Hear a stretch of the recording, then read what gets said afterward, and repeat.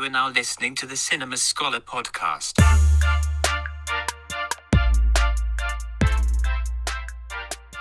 All right, welcome to the Cinema Scholar podcast. Today we are talking about the 2019 film from Todd Phillips, Joker. This one starred Joaquin Phoenix. He won Best Actor for it, and the release of it was pretty controversial. So let's start off.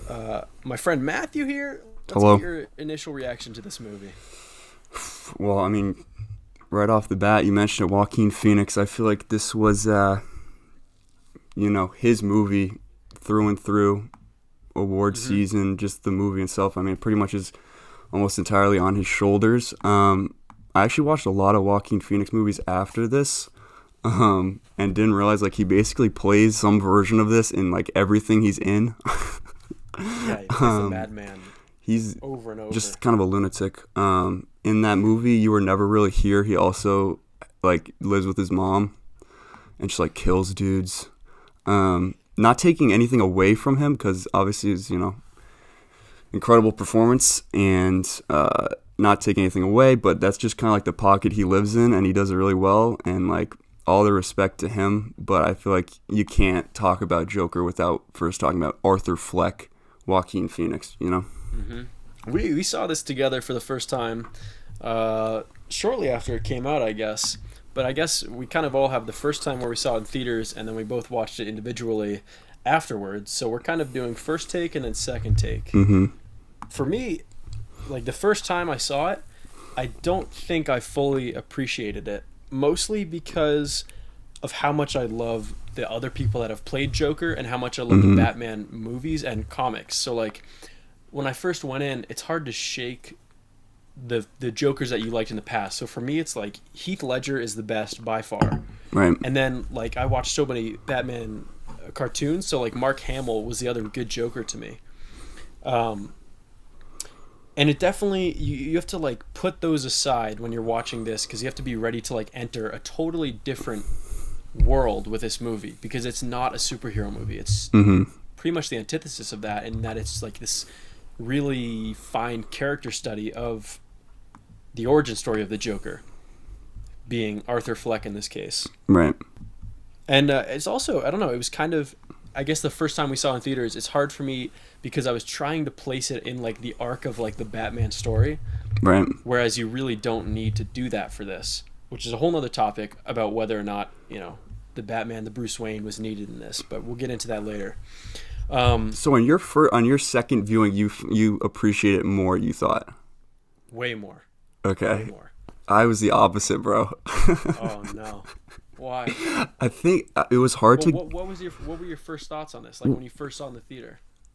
Well, like, I went into it because the whole controversy, right, is like, oh, it incites violence, and we already had, like, the precedent with The Dark Knight or whatever, and I was like, I didn't really, like, buy into it, and then that's like a whole discussion in itself. Yeah. But I remember just going into it thinking, like, wow, this is gonna be some kind of, like, crazy, violent, like, wild thing. And I remember coming out of the theater thinking more, this was kind of like a slow burn, like you said, like, character study.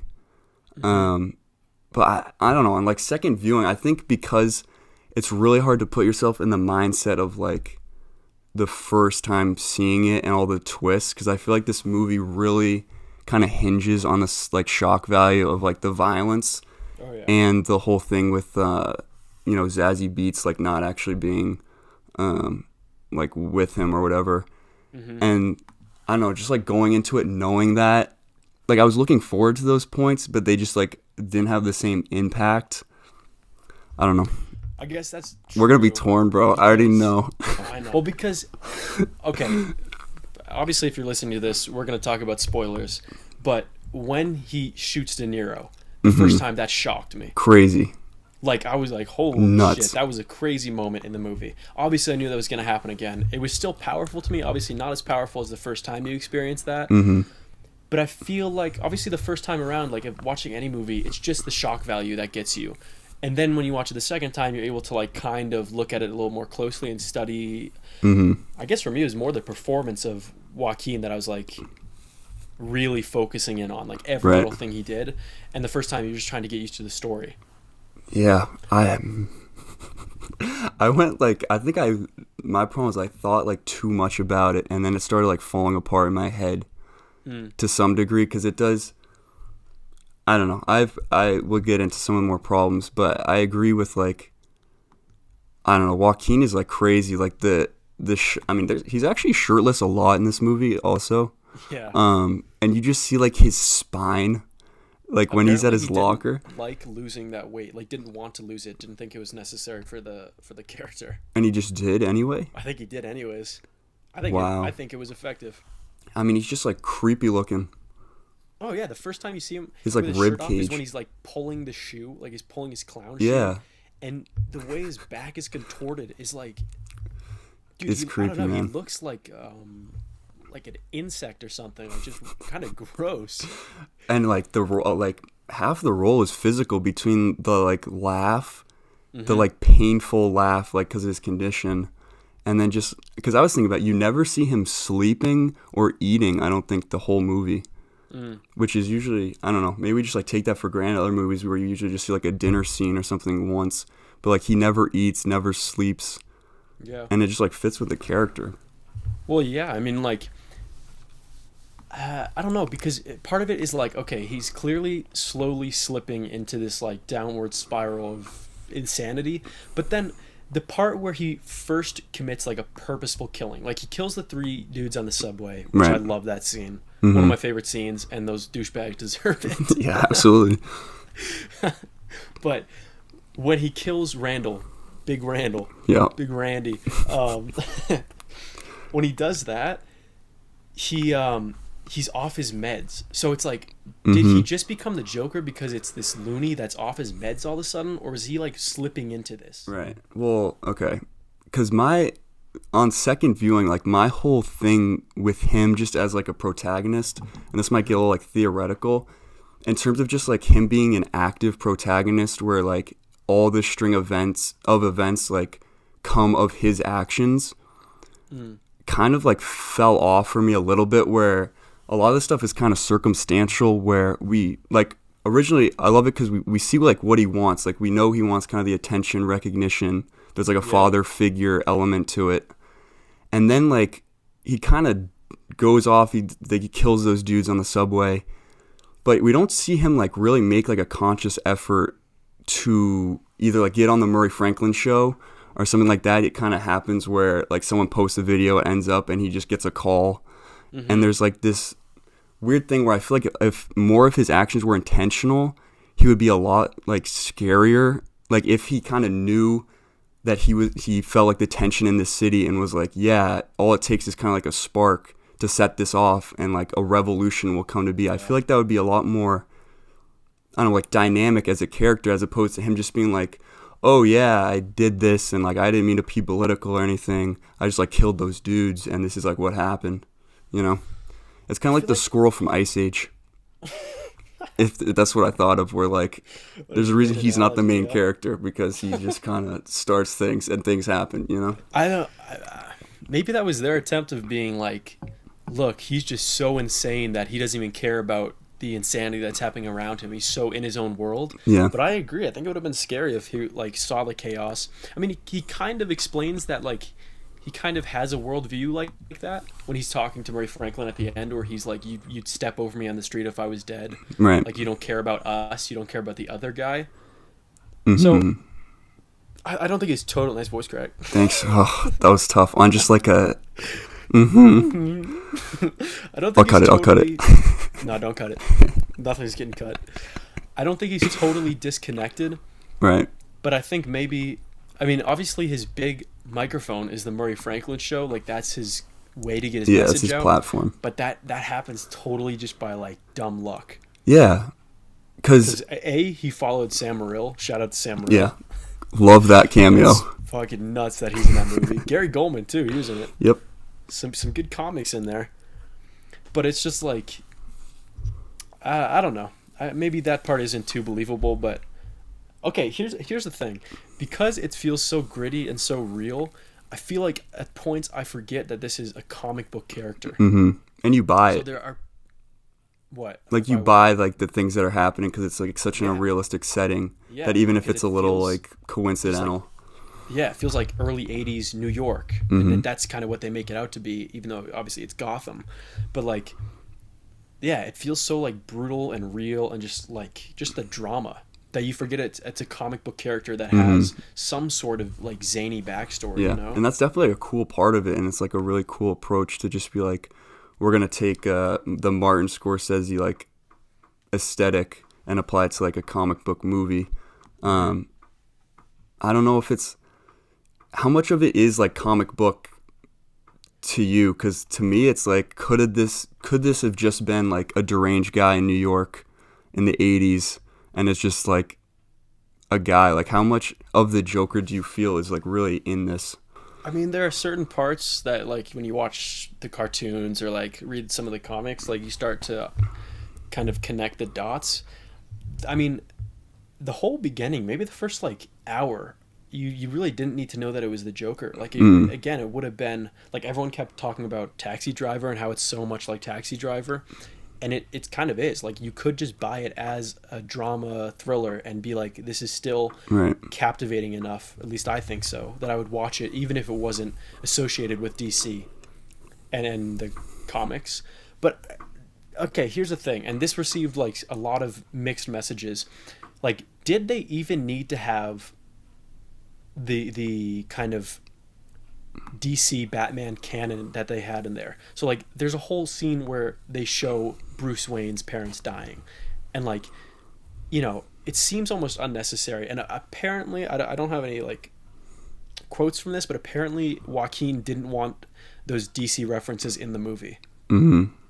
So because they have Thomas Wayne, I don't care about that because that's part of the Joker's backstory, because he thinks that Thomas Wayne is his dad. But which was weird kind of in its own right. Yeah, that is strange. But I don't think they needed the part where, you know, Bruce Wayne is at the opera with his parents and then the pearls fly off and he's like, yo, Thomas Wayne, you get what you deserve. Like, shoots him. It's just like, I don't know. I didn't think that was necessary to make it a strong film. And my thought is like, maybe Todd Phillips wanted it. Maybe it was just the studio or DC being like, you got to have that in there. Yeah, well, because I don't think they went into it thinking it would be the beginning of like a franchise. So there's really no need to like open it up to like, oh, this is what Batman's going to become. And even then, like the timeline's all messed up if Arthur Fleck is like 45 and Batman's like 8 or whatever. Like that doesn't make any sense like, anyway. Batman must be fighting in the Dark Knight like a 55-year-old Joker, you know? So... And the weird, if it's an origin story, it's kind of weird to do a one-off where you like open up like, this is what this is his beginning, and we're just gonna not like kind of see it through. Whereas like Logan makes a lot more sense to me in that it was like, all right, Wolverine's like last movie, and he like dies at the end. Yeah. Spoilers for Logan, but don't forget about Laura.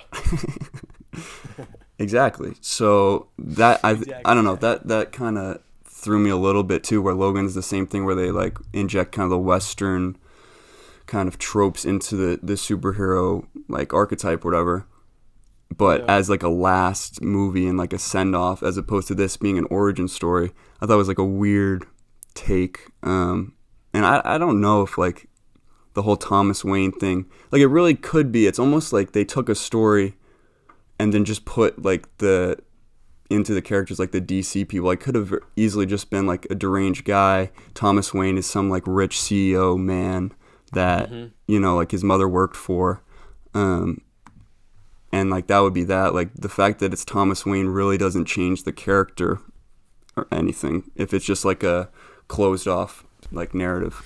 Yeah, because then it's just like, well, for a second it makes you think like, oh, holy shit, is the Joker related to Bruce Wayne? Right. And I guess I don't know enough about the actual backstory to know if there's any comics that like say that, but I don't think so. You could have taken it out and still had it be Joker. Like I like that it was Joker. I love that character, and like I think most people do. I think it's a pretty, you know, one of, if not the most popular villain, I would say. Absolutely. Definitely in the DC universe.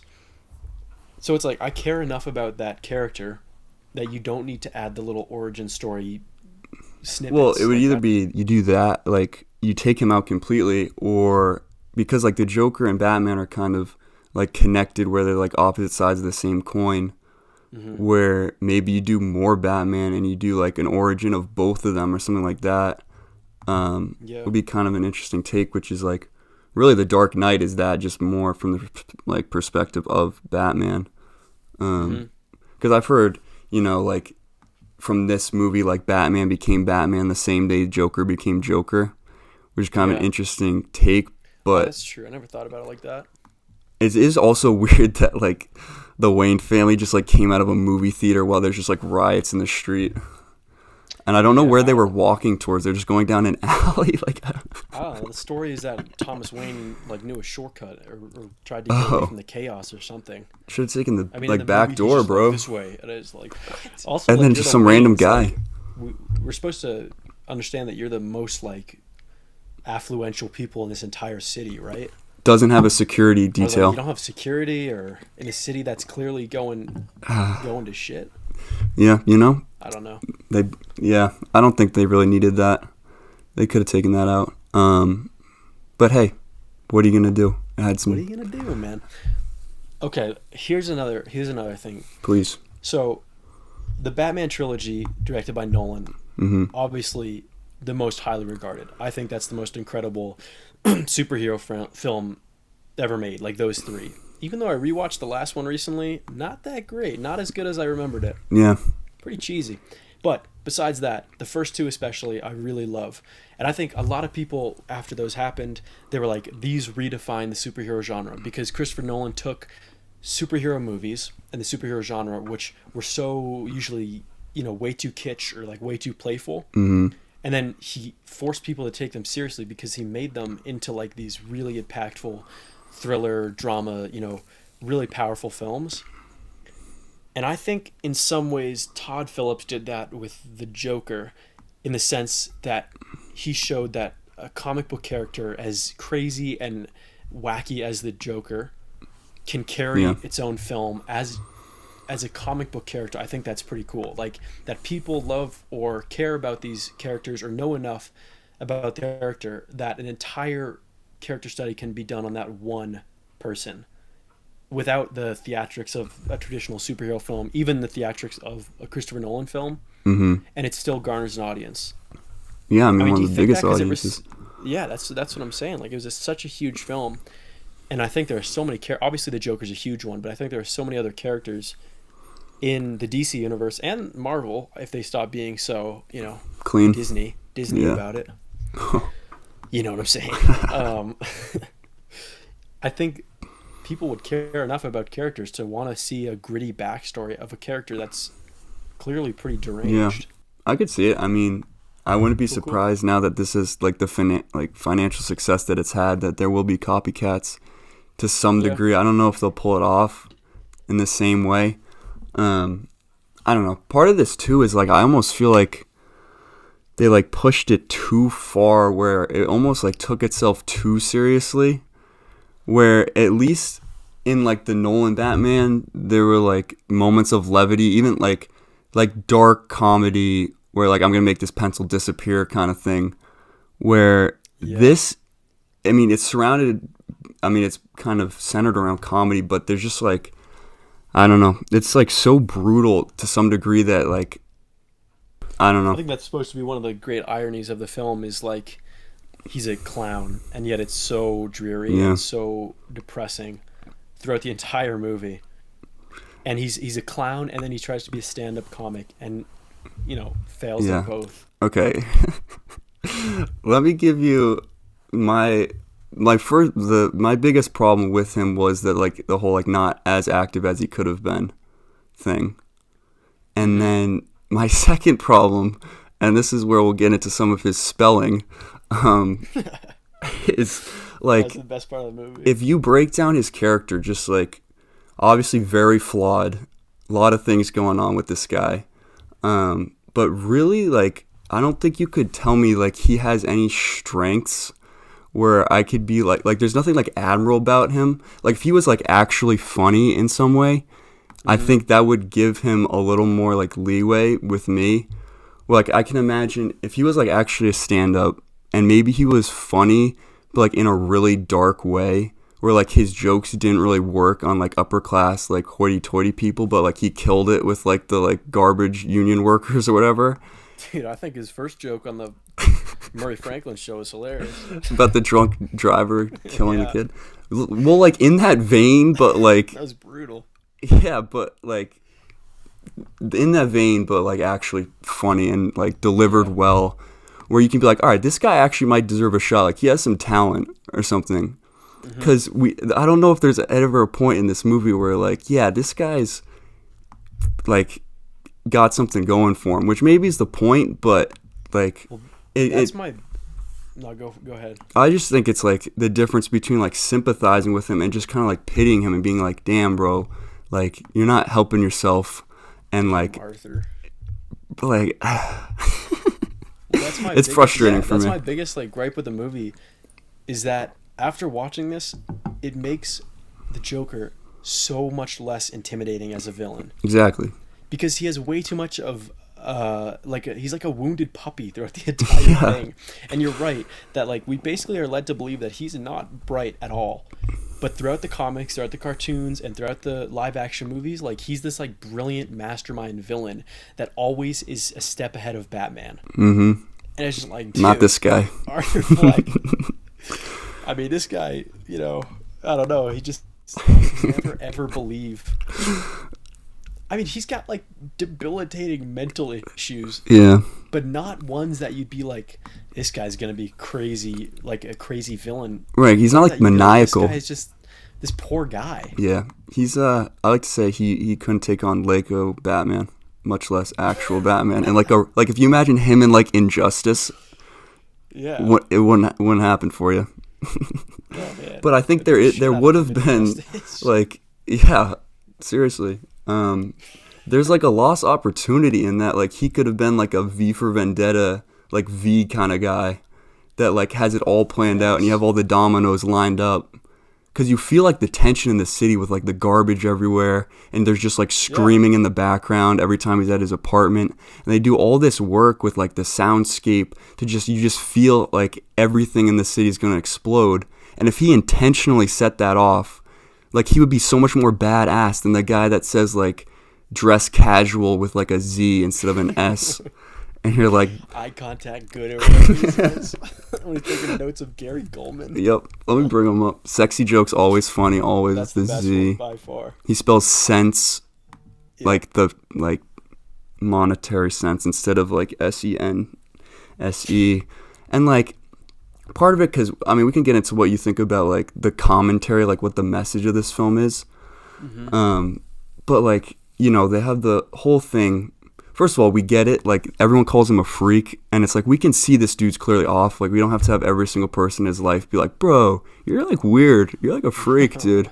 I feel like that was a little, like, heavy-handed. Because they show us in, like, great ways how he's, like, off his rocker. Like, we get it. They didn't have to do that. But, like, a lot of it is, like, the punchline, like, climax of it is, like, what do you get when you cross, like, a mentally ill loner with a society that treats him like trash or something like that? And it's like, right, society didn't help you, but like really it's your mom. Like that whole abuse thing is really kind of what got you on this track. And then it's like, bro, you brought a gun to the like cancer wing of a children's hospital. Like that's more on you, bro. Like you could have left that outside. You know, like there's things where it's like, but he's not right. Like he's a dumb guy. He's a fucking dumbass. I know. So it's like, how much of this is like on your past and how much of this is like societal forces, you know? Because it calls into question, like if he's really dark but like really smart, we get it, like society created this dude. But I don't know. Yeah. Not sure. It just bothers me that he just wasn't all like, didn't have any redeeming factors, you know, qualities. Yeah, I mean, were you rooting for him at all? Because I was.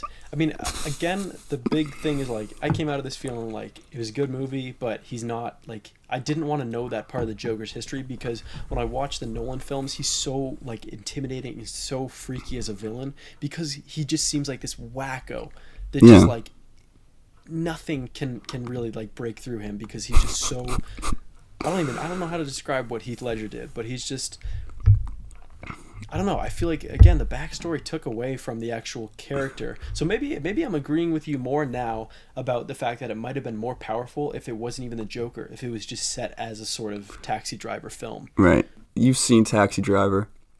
I somehow made it through film school without ever having to actually watch that movie, so I watched it the other day. Film school guy. Yeah, I went to film school. Oh, where'd you go?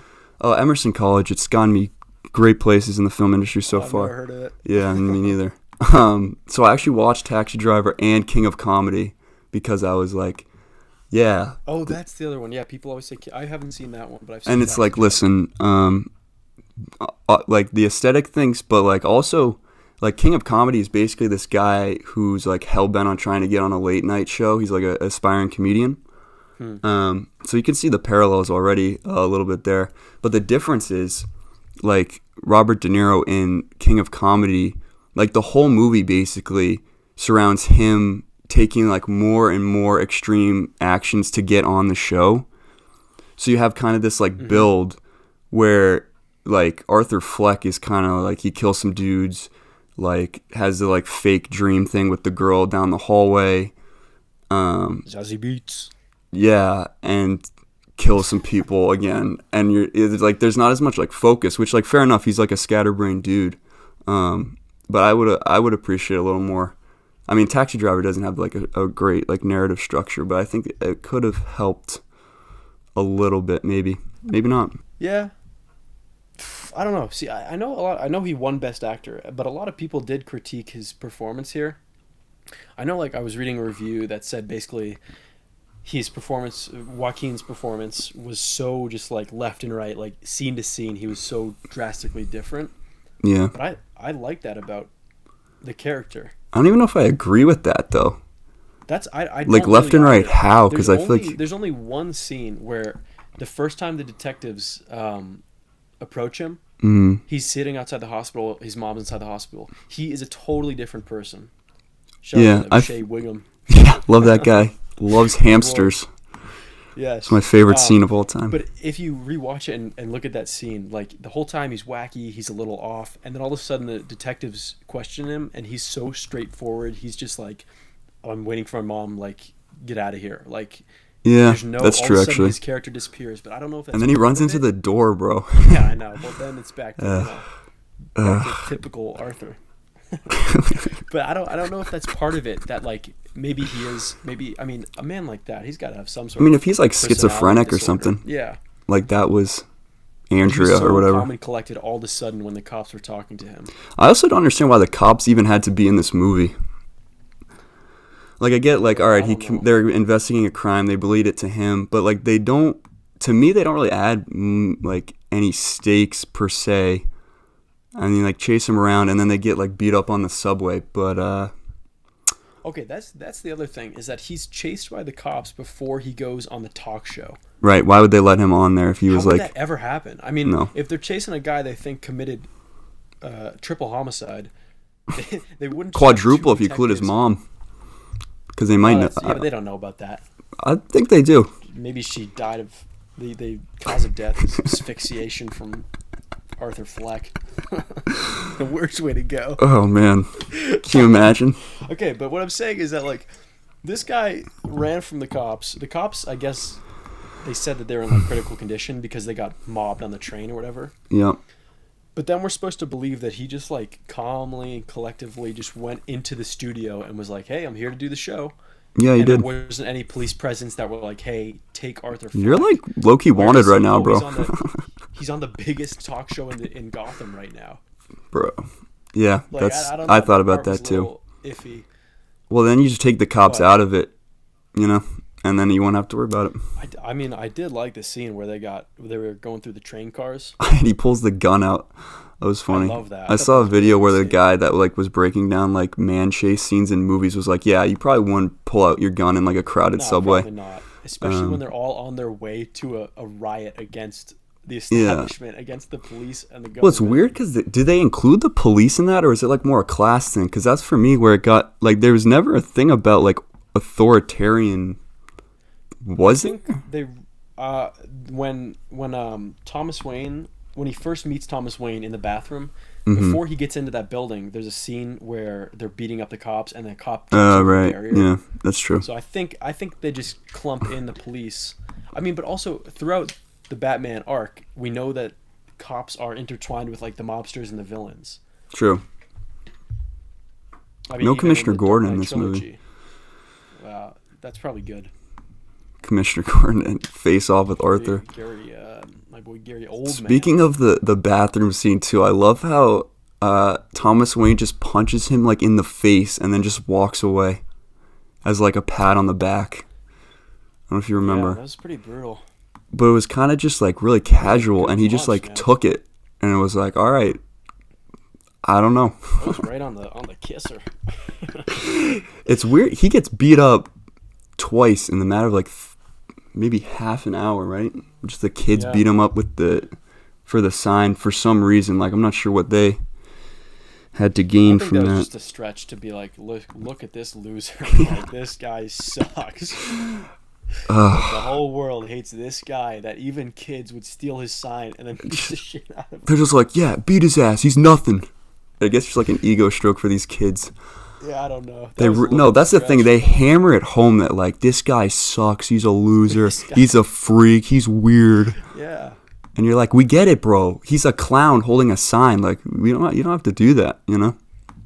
Yeah. Okay, here's the other thing. After he gets sucker punched by Thomas Wayne, the scene after that is him emptying out the fridge and going into it. Do you have any answers for that? Because I still don't know why.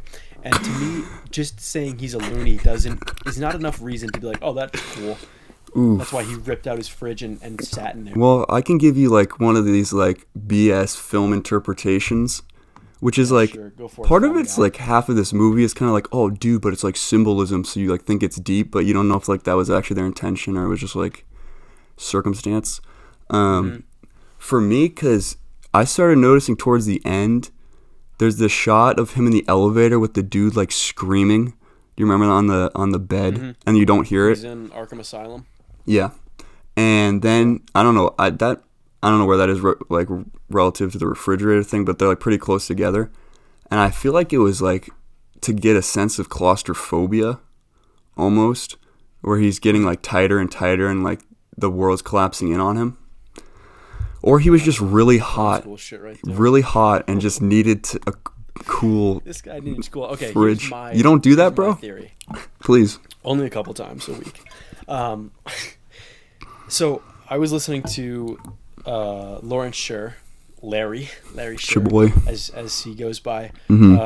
He's the guy who shot the movie, cinematographer, which that's a whole other thing. Beautifully shot. Yes, absolutely. As a real cinematography nut, and this movie's beautiful. Anyways, Agreed. I was listening to him on the Team Deacons. Shout out to Team Deacons podcast. Check them out if you're a real film buff. It's Roger Deakins, the cinematographer. He talks to all these different creators. It's really good. Anyways, getting off topic here. No, So, not at all. Lawrence, the guy who shot this, talked about how they shot the movie, and they used a 2-camera system. So he had an A camera, which one of his friends was operating, and that was just to get the whole scene, like to make sure that every take Joaquin was covered in case they wanted to use it. And then he operated a B camera, which would try and catch all the details. But what he said they did was once Joaquin walked onto set, they started rolling. And they basically didn't stop until he was just couldn't act anymore. Wow. So my theory is that they started this scene and then Joaquin just decided, I believe it, yeah. Listen, here's a good character choice. Let's rip out the Wonder Bread and get it in the fridge. And they just said, wow, that was brilliant. And they kept it in the movie. Because they had the cameras rolling and he did that. And they were like, well, This guy. I guess that aligns with Arthur Fleck's Yeah. nut job complex. You definitely, that makes sense. You like, because you do get the sense some of it's kind of improv. A lot of the like weird dancing and some of the stuff where he's like on the couch like pretending to be on the show, which is also like something in the King of Comedy. I don't No, mind that at was all, cool. because I really like that, and I like that tactic of filming and just like letting it roll, especially when you have someone like Joaquin, and like he talked about how Joaquin is just the most incredible, like forceful actor he's ever witnessed. Yeah. And so many people that have worked with him have said that. So like, Oh, I how appreciate terrifying would that be, bro? What? Working with Joaquin? Yeah, like I Charlize. mean, the dude is. I think he's actually like He's that as a annoying, human too. wacky too. I mean, he's gone through so much though. Yeah, he has. I mean, you could tell why he's attracted to That's some of where those he draws from. characters. So, fair enough for that. It is beautifully shot though, and that makes It a lot of is, dude. sense. The color is amazing because he talked about how like, obviously it's so gritty and dark, and like so much of it is shitty New York streets basically. Like that's what they referenced in the early 80s when the whole city was this just garbage pile, and it's so accurate, but at the same time it's like he throws in color and he talks about how color was so important to him, and it's done so well, dude. Like all these little neon signs and like Yep. the blues and orange hues that he incorporates, and then the subway scene where he kills the three guys, the first killing, his like wig is crazy. It's like this like lime green, and there's this like flickering light, Yep. and the makeup, I don't know, I thought that, yeah, it was beautifully shot. That's what I'm trying to say. I don't understand how I forget who won the Oscar that year, but I feel like, I mean, Joaquin obviously, and then like cinematography would have been my top two. I think 1917 won it. So shout That out doesn't to Roger count. Deakins again, dude. We get it; it's all one shot. He's too good. But He's way too good. no, he deserves that. You're right, He but deserves it. still, That's incredible. But I think any other year he might have won this. I yeah. mean, he was obviously nominated, so And he only does. You said he only me did see. comedies, right? We were looking at it. he did. Yeah, he did all of like Todd Phillips' work. So he did the Hangover movies, which I think is hilarious. And then he did a couple of smaller indie films, and then after this he did like Godzilla, and Wow. like he did The Dictator, he did Due Date, Hey he man, did War he Dogs. said, I guess that was pretty big. "Let's get serious." Yeah, War Dogs is like a kind of dramedy, I think. He's doing Black Adam 2021. Oh, So it's huge! funny That's 'cause gonna be the he's same now thing, starting right? to do Dwayne the these Rock. Huge movies.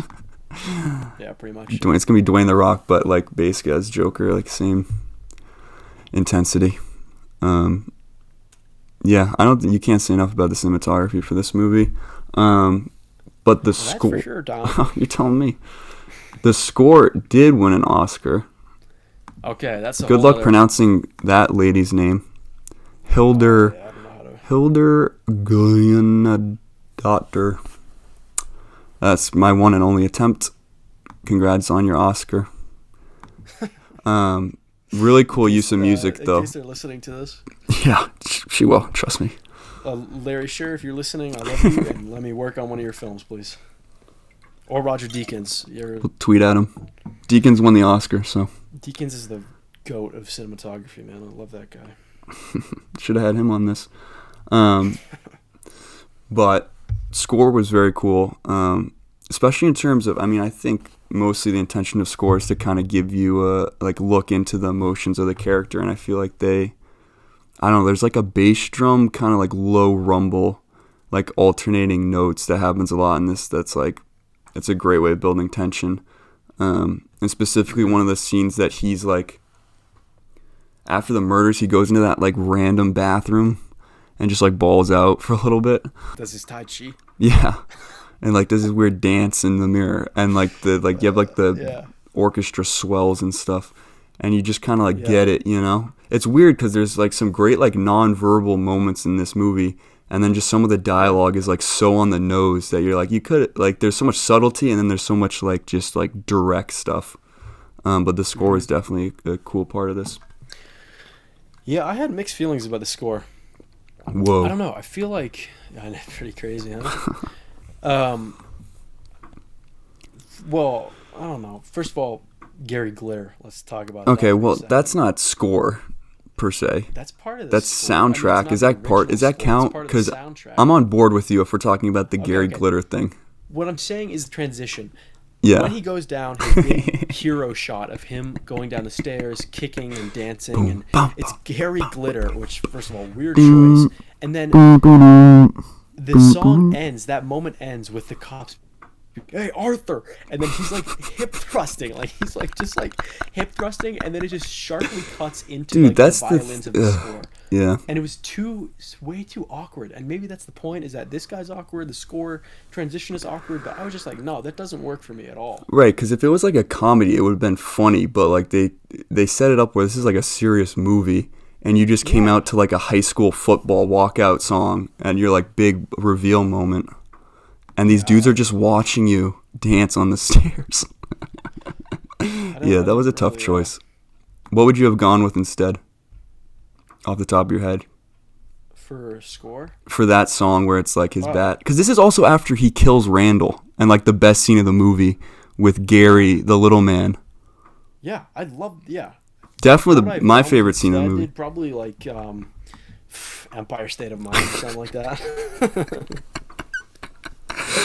Honestly, would have been just as cheese. Dude, I don't know. I was thinking like No Church in the Wild. That would have been sick. But again, I don't. This is such a white movie, though. I didn't need a pop song there. Like I didn't need a No. How do you feel about like the other songs they use? Also a lot on the nose a little bit, but. Which ones? Where it was like the Smile song. Oh, I didn't mind that. I like that My Name is Carnival is like a folk tune, and then White Room by Cream is like when they're in the cop car at the end.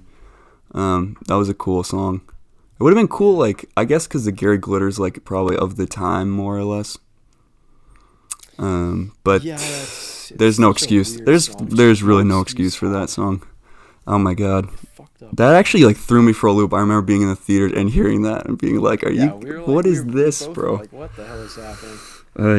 Yeah. If that's included in score, actually, I take back everything I said. Sorry, Hilder, if that was you that decided that. Listen, I don't know what to tell you. I would think they should take your Oscar away from you and give it to whoever did Two Popes. That wasn't even nominated for score.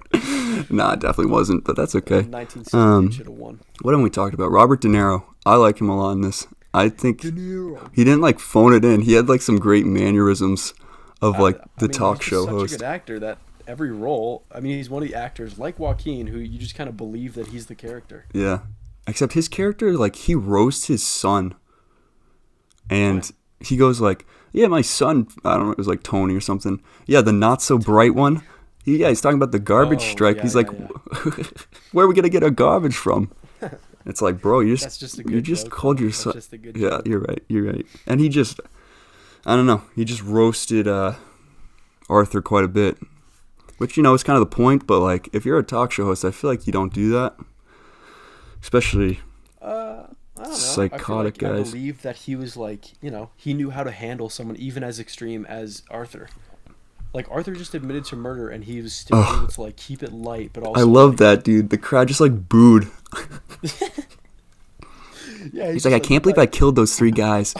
Boo! No, he goes, I'm feeling down because I killed the three guys in the subway, and then De Niro just goes, okay, I'm waiting for the punchline. And he's like, there's no punchline. Meanwhile, he brings out his little standing on stage, off stage. Weird cameo. I feel like he probably had a lot more lines, and they just cut like all of it. I feel like because he's not like nobody. Like he's been in shows and stuff, which was weird. It's huge. He probably just wanted to meet De Niro or something. Probably. Also want to shout out Lee Gill, who plays Gary. Mm-hmm. Well done. Who else? I mean, his like, what's her name? Penny Fleck. Oh, I just know her from American Horror Stories, and she's still just as freaky to me. Also, her name's Penny because she's poor. Did you get that? Now that is meta. Yeah. Todd Phillips, you genius. And his name's Bruce because he's rich. Because he's a real Brucey. Also, what was Bruce Wayne doing when Arthur walks up? Was he in a treehouse in like a turtleneck and a blazer, just like hanging out? Yeah, dude, he's at the Wayne. And then he just lets this grown man stick his fingers in his mouth. Yeah, I didn't like that part at all. Like, why did he do that? I get he's like 10, but like at the end of the day, you probably shouldn't. Like, first of all, 6 feet, keep your distance. Let's be real here. But also, I'm not like, who's raising this kid Bruce, because he doesn't know how to deal with strangers, clearly. Yeah. All right, you want to talk about some of your favorite scenes? Please. So, let me start. I guess I'd start with my earliest favorite scene. I think the first one, obviously, is the subway. I love that scene. I love the fact that, like, those kids were honestly believable as just, like, douchebags. Yeah. Like, guys that you kind of just, like, know from college is like, fuck those guys. Like, I hate those type of guys. The Not saying they business should shove degrees. ahead. Just the business degrees, the business majors, dude. Fuck those guys. Yeah. But I love the fact that, like, they put him at a distance from them, and then they were, like, you know, belittling this little girl, this young woman, and he just starts laughing. I at first I hated that the guy, the slick back haired, you know, Wall Street d-bag, is like singing and going. Oh, like to the him. clown song. The clown. They song, picked dude. every clown song made, I think, for this movie. But also, it's like the lights are flickering on and off, and he's Yep. on the ground after getting just like kicked in the gut for no reason. Yep. But he like turns over, and the first shot that he puts, first of all, great accuracy. I mean, this guy is a real. He didn't miss, I don't think, a single time this whole movie. What is it, Chris Kyle? Is that his name? Yeah. He's a real Chris Kyle with his Just sharpshooter. pistol over there. He's a sharpshooter. I mean, he turned over and blasted that guy dead center Yep. in the noggin. It was funny, but obviously the first time around, it was just so brutal and so like visceral the way he shot. Yeah. And then he shoots the other guy, and he like falls against the doors, and then he shoots the other kid, and he's like crawling towards the stairs. I don't know. I thought it was such a great, just like thriller moment, or like maybe in horror. Yeah, either way. And the way he's like so shaken by the first killing, again, it's like the Joker that I know and love would just be like, you know, laughing and smiling, which he does later on. But I guess in the grand scheme of like this as a character study, it's interesting to see how he reacts to his first killing. He was like into it. Yeah, and how after that, when he talks to his therapist or whatever, the social worker, how he's like, finally people are starting to realize who I am, because he saw himself as like the clown killer, Right. which is freaky. But I guess, I don't know, I guess that's when we start to believe that he's turning into the Joker that we Yeah. know and love. Well, it's weird because he goes from getting beat up by the kids to like killing 3 dudes by like the end of the first act, and then it's kind of like the fallout from that. And then he admits, I'll segue into one of my favorite scenes. No, for sure. Go ahead. Thanks. When he's at Arkham Asylum and he's trying to get like his mom's file, Yeah. and he's like, yeah, like I did something like really bad, and I thought it would right. bother me, but it like totally didn't. And the guy's like, Brian Tyree Henry, shout out to him, he's great in it in Atlanta. Another guy who's like actually in a TV show and just got like a minor role in this, and he's like, I'm sorry. I don't know, I like that scene a lot just because I think it was like actually funny. I thought it was funny because it was him, a fucking loony, trying to communicate with someone that's, I guess, Yeah, just like a normal like 9 to But he's 5 just guy. Like, he like leans in. He's like, "What does someone have to do to end up in a place like this?" He's trying to It's like level with that's him. trying to be like, "Hey man, I'm on the same plane as you, man. Like, Just listen. 2 guys chatting." And the face that Wink, the other guy wink. gives him, I loved it. Yeah, it was great. But then again, it's like 2 seconds later, he grabs the files and just starts running. Someone pointed this out in something I was listening to, that he always runs like he has clown shoes on. Mm-hmm. Yeah, his I runs love like that. it's like the opposite of Tom Cruise when he runs, where he's like very like pointed. Oh, yeah. And he's just like all over the This place. guy runs like a fucking, Maniac. I don't even know. Which a is what he maniac, is. I guess. A clown. You're a fucking clown. What else you got for scenes? Okay. I think if we're moving chronologically, the next one is, again, the one where he kills Randall. Oh yeah. I mean, that scene... Crazy. We said it, I think, when we first watched it. I think that was our favorite scene, even from, our first Yeah. viewing. And it still is in my second viewing. The fact that he's putting on makeup, and I love that they have him putting it on, because in the Dark Knight trilogy, I guess in the Dark Knight Rises, Heath Ledger insisted that he apply his own makeup, because that's what the Joker would do. So you don't want a makeup person they probably have a person touching it up, but I love that you see him putting it on, and then he's dyeing his hair green, and then the way he like the screenshot is just so freaky. Oh yeah, where he's like contorted. He's contorted. His ribs are at like a 90-degree angle from the rest of his stomach, and his shoulders are popping out, and he just kind of has his face up. His like eyes are in the back of his head, kind of.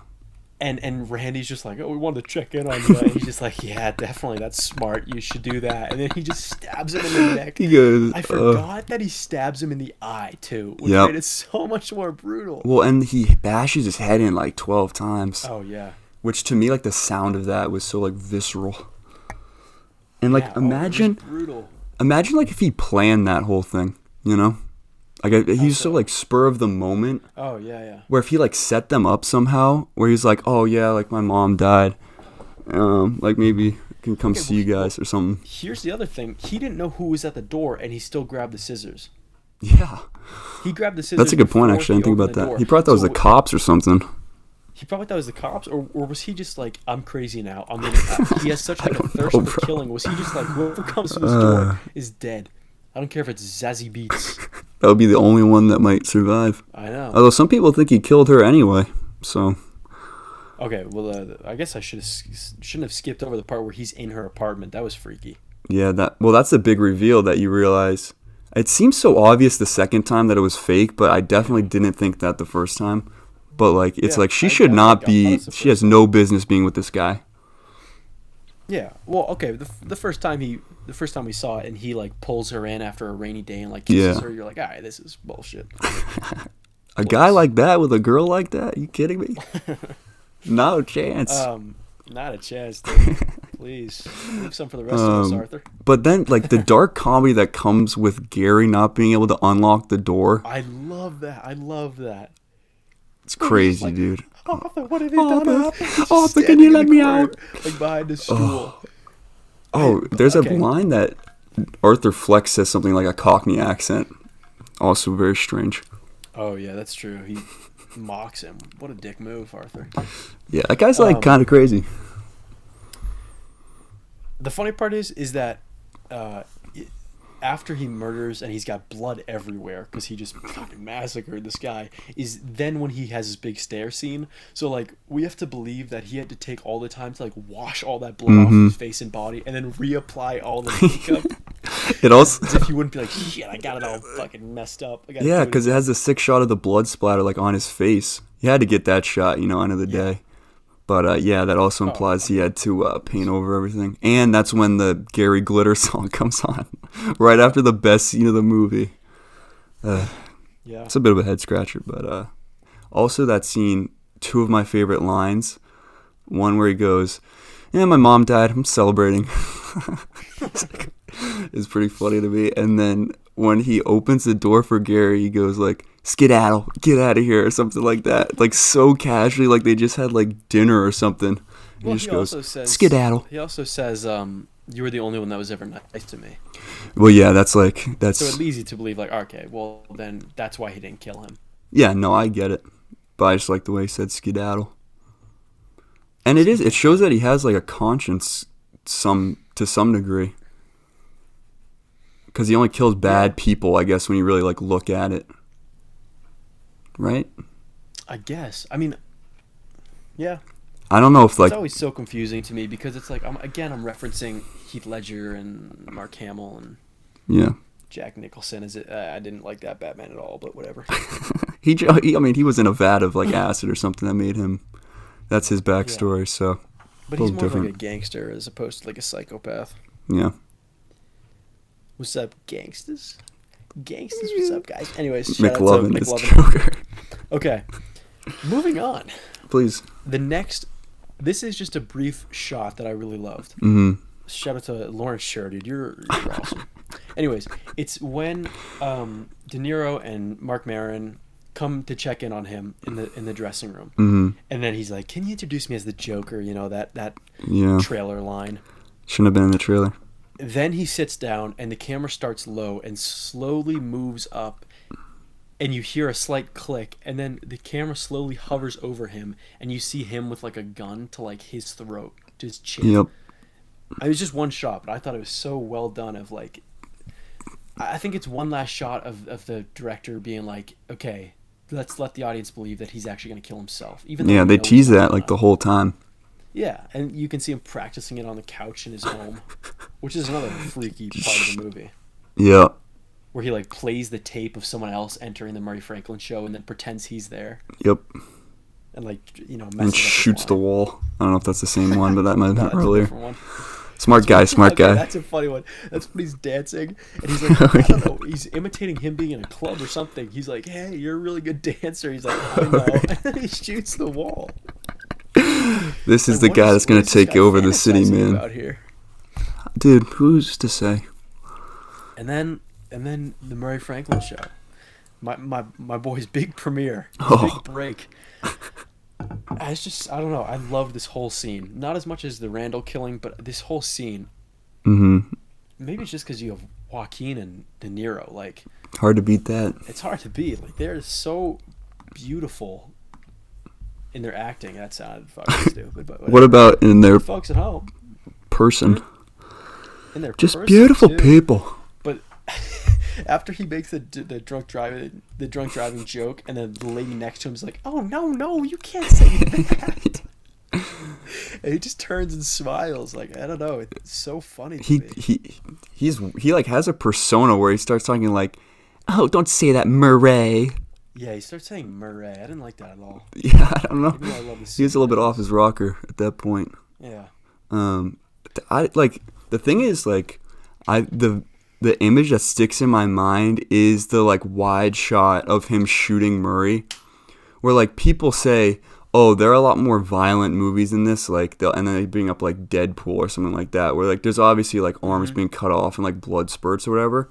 But I feel like the like impact of violence is something that should be like more talked about in terms of like this is like a realistic, gritty, like there's very much the kind of intention to make it as realistic as possible, and like that's so much more of like a gut punch than like Deadpool like cutting someone's like leg off or whatever. Just within the context, and like it's brutal. Well, I think they also do a good job of like giving us the background of Murray Franklin. Like, we're led to believe that like this guy is the David Letterman of their time, or I'm not gonna say Jimmy Fallon, but we'll get into that later. Not a fan. That's for a different episode. But you're led to believe that this guy is their like voice, their late night voice, and so like the impact of it is so harsh. But you're right. Like I kept thinking of that one real clip of the politician who pulls the gun out of his manila. I was going to mention that, shoots but himself in the head on live TV during like a press conference or whatever. Yep. And I love that they did a wide shot of him shooting him. I think that was the best choice. It was so brutal. Right, because I think it's like from the show's camera, like as if you're watching it on TV, you know? Yeah. Okay, the other thing about the scene, even though the shooting was by far the most impactful, the nuance of what he does afterwards. Oh, excuse me. That's okay. I just threw up all over. Oh my god. Sorry about that. That's fine. For the folks at home that are queasy, you don't want to be here. Anyways, after he shoots my boy De Niro right in the noggin, yeah, he sits there, takes it all in for a second, smiles again, stands up, and puts another round. I know, into dude. his A chest. no doubter. You know, no doubter. This guy's donezo. Even the second time around, I noticed that too. To put this man into the afterlife, he then stands up and does this little dance, and to me, this is what I was looking for my first time around. Of like, this is quintessential Joker. Like Heath Ledger would have done this. Mm-hmm. He does a little dance, and then he puts his arms out wide and like curls his fist, and then jumps, like prances towards the camera and grabs it. Like, that is what I have come to know as like the Joker. Like, what he would do. Like, he wants to send a message to all the people. And even though all he says is like, and remember folks, that's life, and then they cut it off or whatever. Like, that little dance and prance towards the camera after putting 2 rounds into this guy on live television is like brutal, so man. Quintessential Joker, and I love that moment. Just the panic. It's just like the chaos personified. I think that's when he starts to like truly fall into like the Joker we know always loves chaos, like lives for anarchy and chaos. Right. And it feels like this is his time where he's like, okay, I can do this now. Yeah. Also, something I caught the second time, like in his like rant about like rich people are like, you don't know what's funny or whatever. He says like, Mm-hmm. they don't think we can do this, that we won't werewolf and go wild. Oh, I didn't like that at all. That was weird. I love the use of werewolf as a verb. That we Werewolf won't and go werewolf and wild. go wild. But it is, you like, Yeah, okay, I forgot about that. I'm not a fan you don't of like that? I thought that was No, hilarious. I thought that was fucking We're weird. gonna I also don't like how he says, I think we're just going to be good boys. Oh yeah, no, I he's- didn't like don't that know, either. it's- He got like flamboyant, kind of like. Guy's definitely got some weird sexual fetishes. Well, you could go all like Freudian with him and his mom if you want to Oh, like that's really true. go there, but Bathing her. All right, I Arthur. don't, that You're not funny. killer. That didn't strike me as that weird at the time for some reason, because I just felt like he was like her caretaker. Yeah. Where it's like, yeah, like she's not gonna do it, you know. Someone's got to bathe the gal. Yeah, that's fair. I think they try to make it like, oh, he takes care of his mom, like he's a nice guy. But it's, you know, you lose that pretty quickly. Well, you lose that pretty quickly when he fucking chokes her out with a pillow. Well, yeah, he does some other stuff before that too that might make you think he's not, you know, all Maybe, smiles yeah, and maybe. rainbows. But Okay. Okay, I'm the one that keeps saying my favorite shot. What's one of your favorite shots?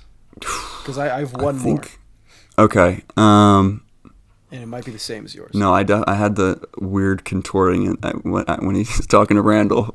Creepy. Randy. Another one is when he like the cops are chasing him and he initially gets on the subway and you realize everyone has masks on, and it's kind of like the thing like he's been like a loner, been like isolated his whole life and like looked and been different than everyone, and now everyone looks like him, you know. Yeah.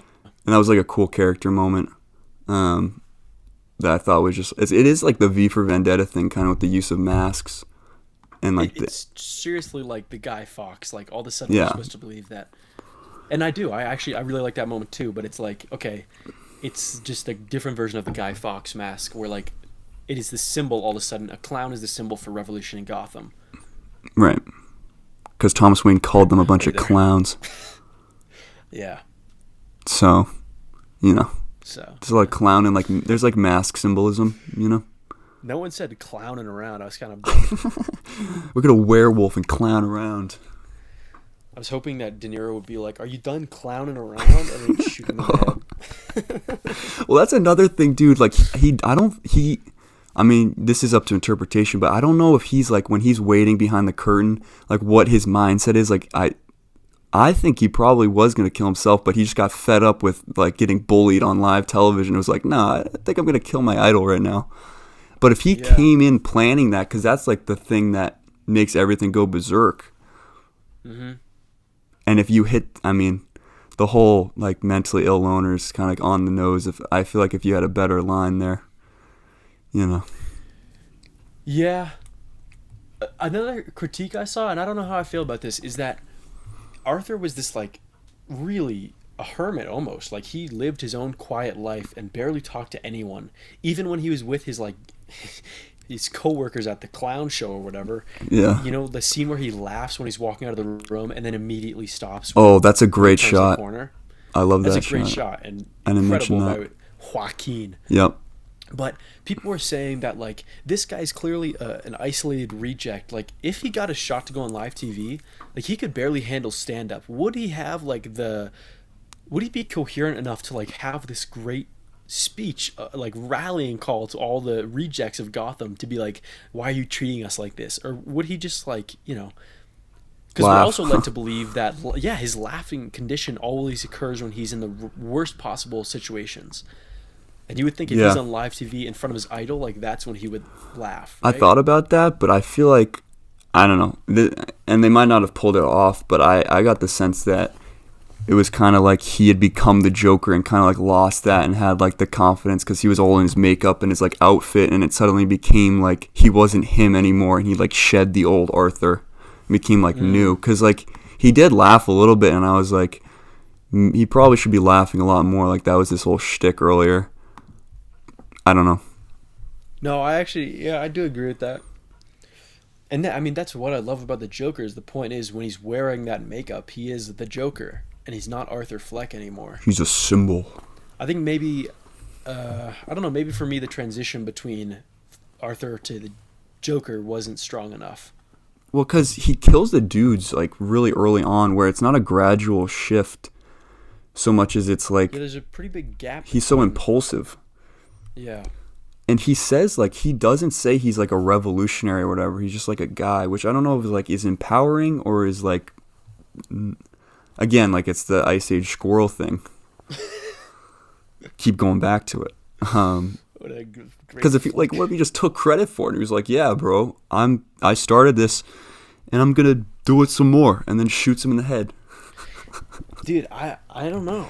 Because, again, the Joker, throughout the comics and the movies, he lives for the chaos. Like, that's where he thrives, and that's what he tries to create. Right, like, but he purposely also, creates. He also purposely creates it and, like, operates within that. Right. Especially in the Dark Knight trilogy. Like, he works with people within the chaos, like, to gain an upper hand on the Batman, but also all of the other villains in that movie. So him just being like, oh, I'm not political at all. I don't know. It's kind of weird to me. I think I'd rather him, like you said, be like, yeah, I started this and I'm going to keep, continue it or whatever. And then it begins now. And then, see ya. De Niro. You should have gone kill shot. Bow. Sidearm. That's fine.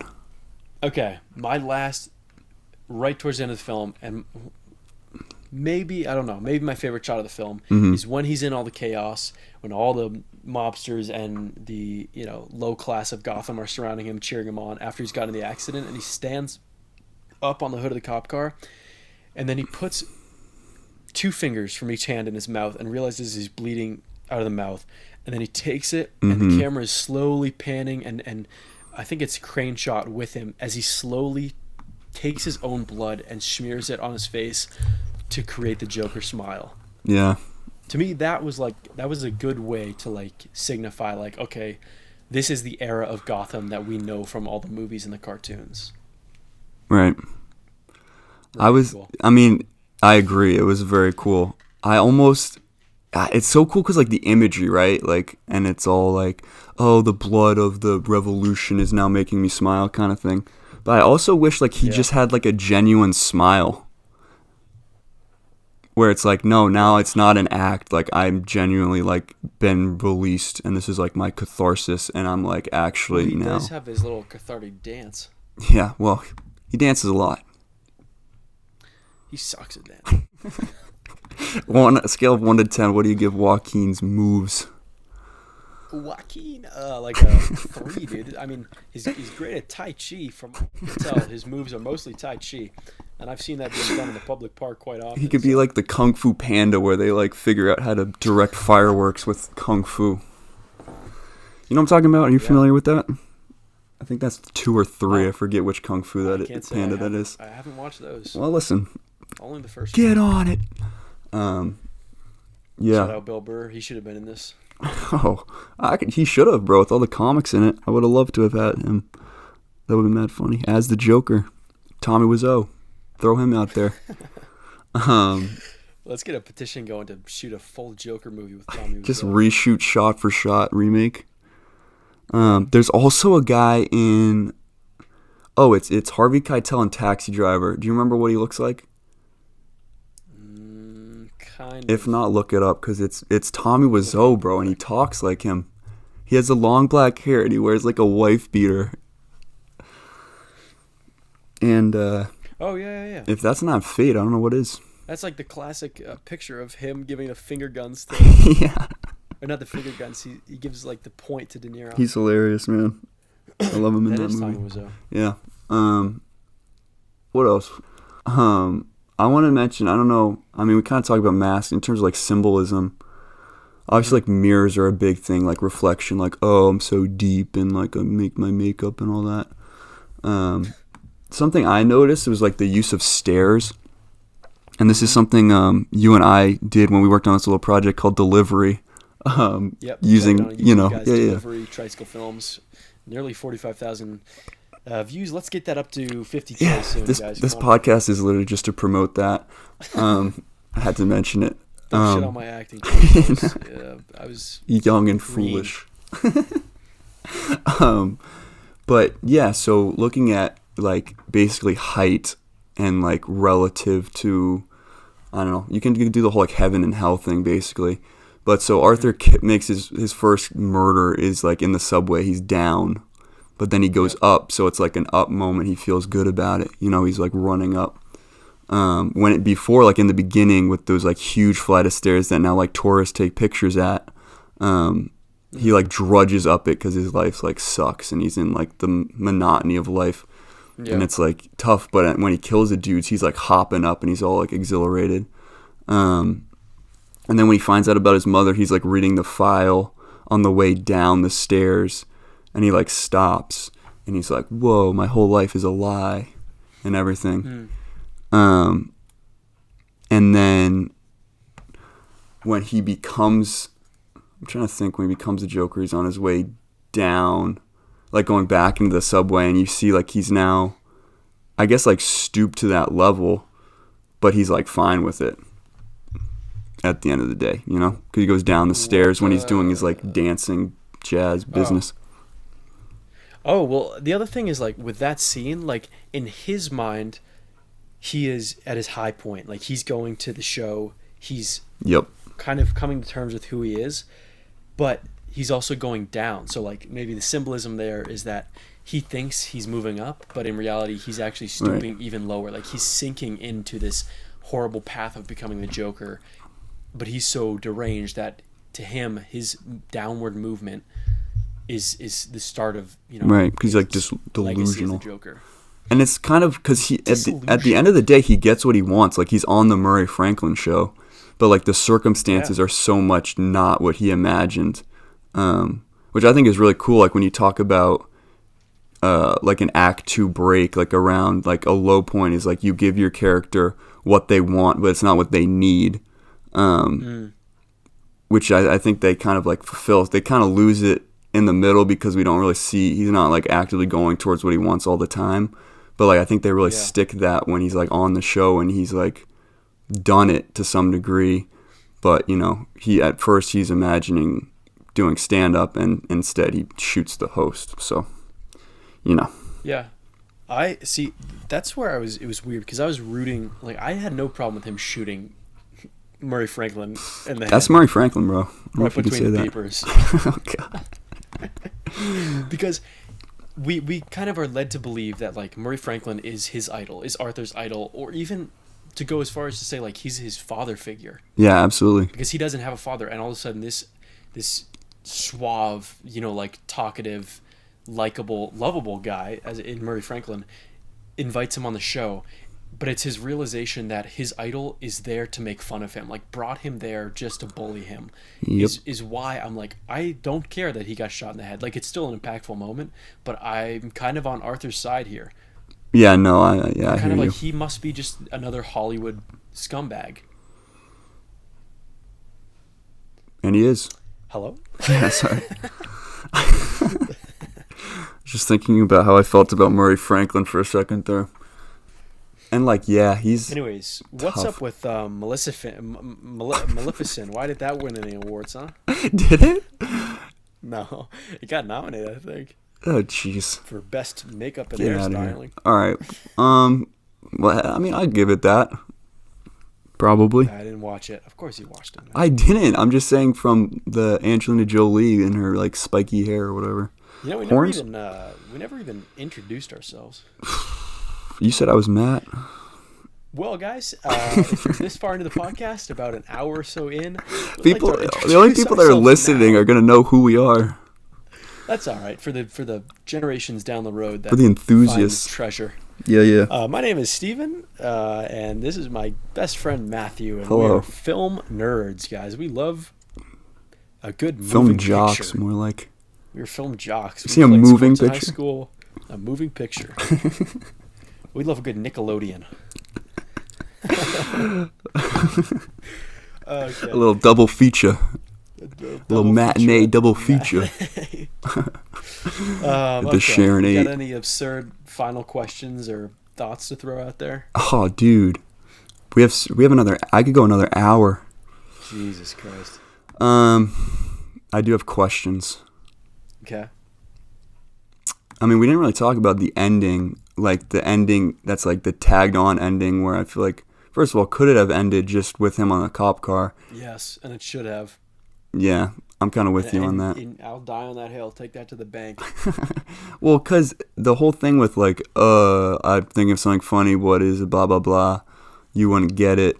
It makes me think that like none of it actually happened. Where like it was all like a joke in his head. I don't know. Which is like really kind of cheap. Ruin the movie for but me. like it made me think that because it was kind of like, I thought like, oh, my life is not a tragedy, it's a comedy, blah, blah, blah. So like he thinks his whole life's a joke, and like that, he kind of like imagined everything coming to that end where it's like Bruce Wayne looking at his dead parents, and like the Joker thinks that's like sick. Yeah. I mean, if it were up to me, I would have cut that whole ending. I loved that last shot of him on the cop car so much. Yeah. And then it was like, again with the dark comedy, but this time it didn't work for me, where we're led to believe that he kills that social worker. They just wanted that whatever, shoe print shot. And his shoe prints are, covered in blood. And then he kind of does this like cartoonish, like Three Stooges, like run back and forth. That's exact. There's an exact shot of that from King of Comedy, by the way. AIDS or whatever. Oh, really? Yeah. Well, then maybe it's just Little homage. paying homage to those that. Which, fine line between ripping off and paying homage. I didn't think that was necessary. I was like, this doesn't do anything to add to the movie, and if anything, you feel like, damn, why did it have to end on such a silly note? Yeah, I don't know if the movie couldn't figure out like how seriously it was, because there's a whole like comedy thing, and then he's just like not a smart guy, so It all comes back to the fact that Arthur Fleck is a fucking dumbass. Yeah. Which really hurts his case, so. man. If he was a little bit smarter, I think they would have stuck the landing, and he wouldn't have been as comical, but not. What other questions did I have? Do you think the laughing condition is real? Yeah, I mean, folks at home, send us, tweet us. Good What do call. you think? We gotta set up some I social guess, media. right? Like, I don't know what to say about Doesn't that. even matter at the end of the day. It's just, I mean, it makes for some incredibly uncomfortable, as a viewer, watching some incredibly It's kind of like, uncomfortable it's almost like scenes. The Office, like the same brand of humor, where like you just see painful. someone just being like humiliated, and they just like don't let you look away. On the bus, and then when he's doing stand-up, both times I'm like, I don't want to watch this right now. Like, I mean, I guess it is kind of Office in that it's like cringe comedy. Like, they want to make you so uncomfortable that but force you to watch it still. Yep. Because I think it worked on the scene where he kills the three guys.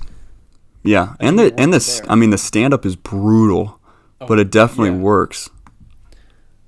Also, the confusing part, not to go off No, go on a tangent, bro. off track here, but the stand-up scene, like, he's laughing uncontrollably, and it's so awkward, but there's a few chuckles because people are like, is this real? Like, what is he doing? But then he like gets the first joke out and people laugh, and then it like fades to the next scene. So are we to believe that like he had a did he go up there and kill? Did he have a strong set? Did he have a tight five for the crowd or something? He did not.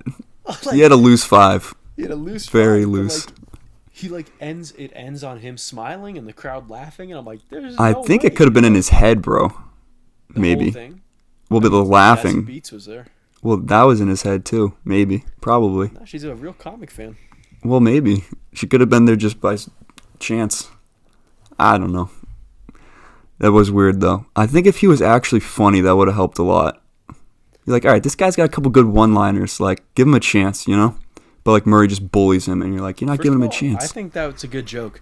The joke that he does, where he says, like, oh, my mom says when I grow up, I'll have to have a real job.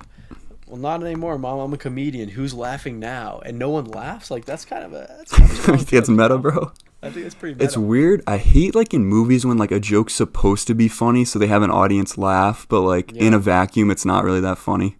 Like, Murray Franklin's jokes, like, are not, like, laugh out loud. You're like, nah. Yeah, but it's talk show, Yeah. I mean, I think it's funny that they show the actual applause sign flashing when he tells a joke. Because, I mean, they actually I didn't laugh. You know? I don't I was laugh. not applauding at all. No. It didn't work on me. There were negative thoughts. Speaking of talk show hosts, which real-life talk show host do you think would survive the longest with Arthur as a guest? Holy fucking... I think him and Jimmy Fallon would... just laugh. Yeah, they would just be laughing together, probably. Which might work in his favor. Jimmy Fallon wouldn't know what to do. He'd say, oh, get this guy off. Get this guy off. You crazy guy. You killed those guys? What? That's crazy. What? I can't believe it. Oh, shut up, I think James Corden would be kind of funny, too. Just as like a proper British guy trying to figure this... No. I mean, you know I love Conan, so I'd have to go with Conan. Conan would probably dress up like him. Probably. Oh, jeez. He probably runs the same way. Jimmy Kimmel. Jimmy Kimmel would be dead in 2 minutes. Jimmy Kimmel would get his first question out. I could actually see just Jimmy his Kimmel face. going, "You killed 3 people and you're laughing?" I like Jimmy Kimmel, but, you know. David He's got a Letterman. shootable face. David Letterman would do his little cackle. Larry King. I love Larry King. Throw him on there. Dr. Phil. These aren't really late. Oh, They were Dr. going into Phil. daytime more than Love to late see night, that. but Yeah, but Dr. Phil is like a therapist, you know? yeah, that could actually be an interesting collab. Yeah. I could see it. Thank you for that. Not for- I think it's Thank you for positive. Thank you for that. Big target. Yeah. Shoot Brutal. him right in the mustache. Oh. Yeah, I think Conan would Blow maybe that jive the caterpillar right best. off your lip. Oh. Because Dr. Phil represents all class oppression. Yeah, he does. Oh, man. I also want to say Vests came out a top dog in this film. Yeah. A lot of vests happening, a lot of sweater I'm vests, not a and fan just of like his typical costume. like the maroon Like the blade, the like suit or whatever. Carhartt jacket or something, you know? He had this Oh. workman's jacket on. Dude, he represents the working class I somehow. wanted him to have a purple suit on the entire time. When you're like the customized character in a cutscene. Yeah, I'll give it like a. It's so tough, man. I was actually surprised it got nominated for 11 Oscars because I thought it would be like, yeah, 11? Damn. fans would like it and like critics would be like, all right, but critics I think its Metascore is like a 59. So I was really surprised when it got like a ton of nominations. I'll give it like, it's tough because it's our first one too, so we don't have like a relative thing where it's like, well, bro, you gave, Nightcrawler 8, so. Just give it a number. See what you come up with. I'll give it a 7. Ah, damn it, Matt. Is that what you're going with? I thought you'd be I'll give higher, it bro. I'll a- be honest with you. I thought you were going to be like, bro, this is the best No. movie ever. Are you Oh, kidding me? I'll give it a 7.5. And I give it that rating because of Joaquin Phoenix. Because if I ever were to rewatch it for a third time, it'd just be to watch Joaquin Phoenix. Because really the rewatchability factor on this is not great. Not great. But And for again, the performance, you're right. For the performance, because to me, I'd rather watch any of the Dark Knight trilogies than rewatch this, just because I love that Batman and that Joker. But Definitely. again, I would watch this just, again, for Joaquin because I think it's so great. And I think he deserves, I know there was controversy, and I think he deserves the Oscar for it. Yeah, no, I agree. Right on. But Arthur Fleck takes it like -2 points. Intelligence level. Actually, though. All right, so if we average it, that's 7.25 for Joker on the Cinema Scholar scale. All right, not too bad. Tune in next week, folks. Fuck. All right, not too bad. Tune in next week, folks, as we look at the Minions movie. Something with equal societal impact and controversy.